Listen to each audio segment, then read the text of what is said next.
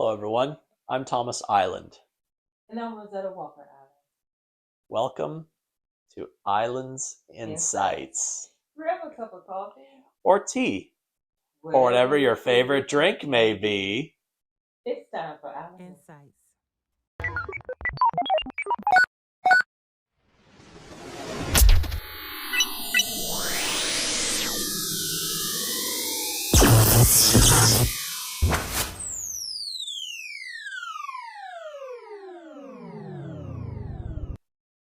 Today is April 6th, 2026, and April's a big month for us because it's Autism Awareness and Acceptance Month.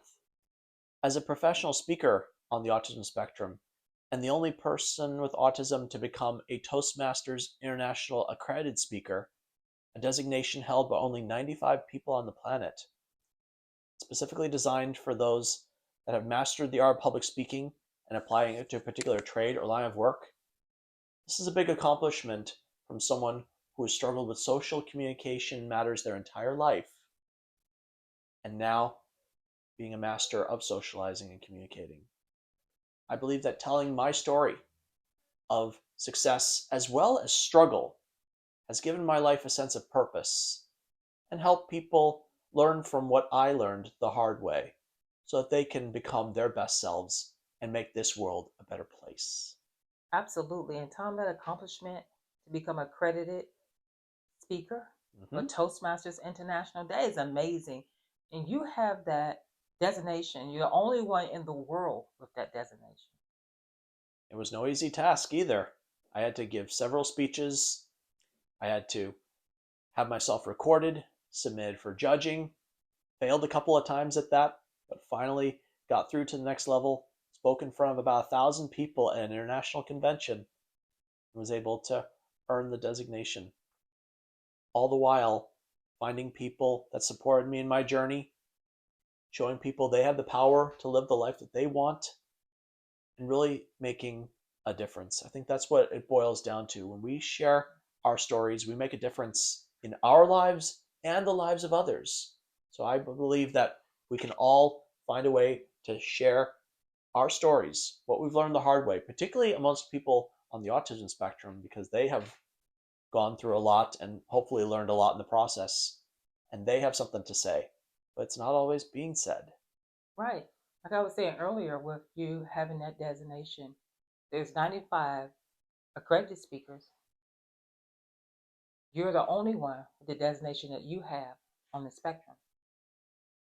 To point that out is important because just being able to speak fluently is really hard for some people. And if you factor in having autism, to be able to accomplish what you have, that is totally amazing. And that accomplishment is, when I think about it to myself, what would the world be without hearing your voice? What would the world be like without hearing Thomas Allen's voice? For me, things would be totally different. Think about one time you were nonverbal. There was a time about maybe when I was 2 years old, I didn't speak for about 6 months. I was speaking, then I stopped. But in that time, I absorbed a lot of information, learning how to read, write, spell, watched a lot of Sesame Street, could rearrange magnetized letters in the refrigerator into words. And I was like a sponge finally ready to get run out. Shout out to Sesame Street. Thank you. PBS, we love you. But this opens up a wider and bigger topic of conversation about finding and using your voice. A lot of times, people on the autism spectrum have difficulty finding or using their voice. Some of them actually cannot speak out of their mouths. They have to find and use communication devices or other ways to make their needs and wants known. Doesn't mean they don't have anything to say. If someone is silent or not speaking, it doesn't mean they don't have anything to say. They're having difficulty getting it out, or there might be a little bit more work and effort required for that person to get the message across. You know, Tom, when I think about some of the things that you've been through, and you decided that you want your voice to be heard, being a professional, you were an accountant, that's the type of work you were doing, but you left that type of work. Would you like to share with our audience one of the reasons or what drove you to that point of saying, look, this is what I need to do? When I was younger, I knew I was good with numbers and loved Star Wars, and I made it my goal in life to be George Lucas's accountant. And I did go to college and got a bachelor's degree in accounting, became a certified public accountant, and worked in corporate jobs, starting with Disney. And Disney actually would go on to acquire Lucasfilm, George Lucas's company. So I felt like I accomplished my goal in a sense, retroactively and indirectly. But more and more as I went through jobs, sitting at desks, crunching numbers that wouldn't matter in a few years, I found myself in a state of depression, physically and mentally sick of being in desk jobs. I felt like I belonged somewhere else. And more stories of my peers on the autism spectrum were telling me that I need to get away from these desk jobs. I need to start telling my story. Yes, accounting was very secure. I had a consistent paycheck, benefits, but I didn't belong there. I belonged on stages. I belonged in rooms like this, putting myself out there for a much wider outreach so that more people could hear what I have to say and start to see they have the power to live the life that they want. And you definitely put yourself out there for getting 2 Guinness World Records that you set. I'm proud of you for doing that. And for those of you that may not have read, I finished 2 Ironman triathlons while being on the autism spectrum, and it's no easy task. I actually failed twice before I realized I need to not go to courses where it's really hot, really humid, really hilly, because I do really poorly under those circumstances. When I finally found courses that were not hot, humid, or hilly, I was able to finish the race, and I had Rosetta waiting for me at the finish line.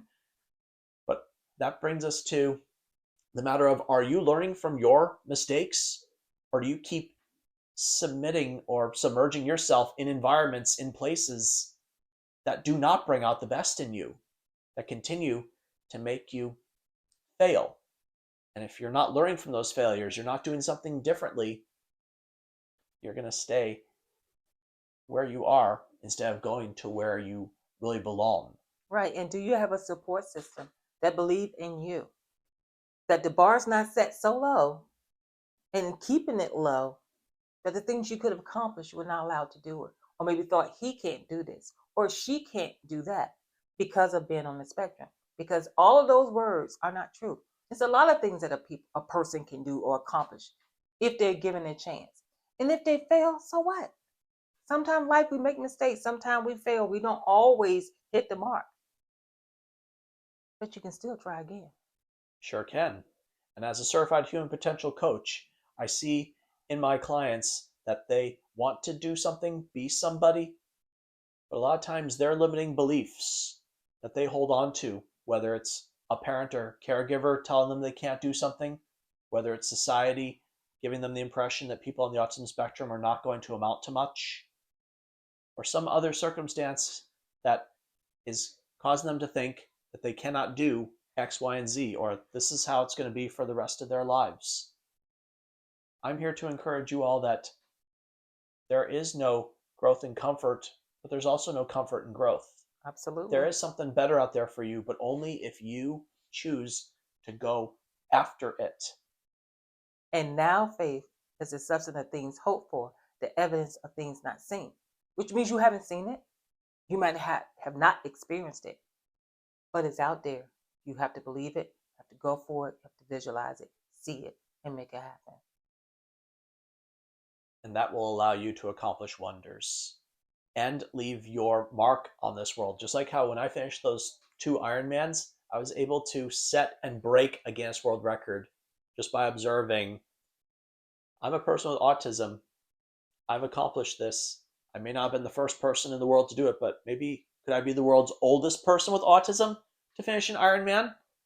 I asked the Guinness World Record people, and they said, okay, give us the evidence. We'll put you in the book. So I gave them the evidence, set the record, broke the record, and now I have 2 Guinness World Records to my name, all because I showed myself and others it could be done. I asked the right questions, and that's a big one. Ask the right questions, ask better questions. Mm-hmm. You're going to get better answers in the process. and maybe even discover that something can be given to you that you may not have otherwise thought of, or you have to build those opportunities. That's right. If they're not present for you, or you're having difficulty getting what you need to be successful, find and forge your own path and show the world that you can do something extraordinary and they can do something extraordinary too. Exactly. And to all you out there listening to our voices right now, we encourage you to continue to be there for your loved ones. We encourage you to believe in yourself. If you have autism or someone that you love have it, just keep in mind, look, you bring something unique to the table. Do not allow anyone to make you feel less than, because you are not. You are somebody and you are loved. At the end of the day, you are the one that lives your life. So make it a great one. There will be naysayers, there will be haters. Even Taylor Swift, she said, haters gonna hate, hate, hate, hate, hate. It's on you to shake those haters off. Keep moving forward with what you know is right for you. And do not let other people's opinions or even labels that they put on you, like low functioning or even high functioning. Why? Because low functioning, that is going to discount and dismiss someone's strengths and capabilities. And high functioning discounts and dismisses someone's needs and struggles. Just like how we've done away with the R word, I'd like to see for Autism Awareness, Acceptance, and ultimately Appreciation Month, take the action of removing those F words, those functioning labels from your vocabulary to describe people with diagnoses, because they're often inaccurate, in some ways condescending, and may be holding them back from what they are truly capable of. Because everyone is different. And to put an expectation on someone to say you can do this or you can't do that, how do you know if they're not allowed to try? How do you know if this person's been put in this box where this is where you belong here? You're not supposed to do this or you can't do that because you belong in this box. No. Expand it. Try it out. Test it. It's a great thing to do what they say can't be done. I love it. Matter of fact, we have a book entitled They Said We Couldn't, so So we We did. Did. Making relationships work when the odds are against you. And the odds definitely has been against us. It has. When you think about it, from the statistic that shows person on the spectrum, the percentage that they'll never be married or they are married, that it's a high percentage of divorce. So you look at that already, what is it, less than 10%? Less than 10% of people with autism ever get married, and even fewer stay married. Yeah. So that's an odd against us right there. But we didn't look at it and say, I'm not going to do this. I'm not going. I thought to myself, honey, let's get together and see what we can do to change that percentage. We want to see more people be married and be happy, staying married, and having a healthy, prosperous, happy life. And here we are, putting Yes. that into action. Take steps, take action to bring about the change you want to see in the world.